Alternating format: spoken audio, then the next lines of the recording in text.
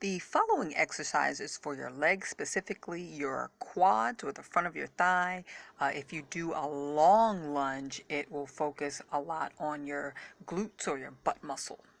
So you're going to start upright, arms at your side, step forward with one foot, lean a little bit forward, and push back really hard off of that front foot. That's the working leg right there. To modify, you can use a stool or a chair or the edge of a couch to help support your weight as you lunge forward, and it will also help you to push back to your starting position. If you can see me there, using the stool to help me push my weight back, and repeat.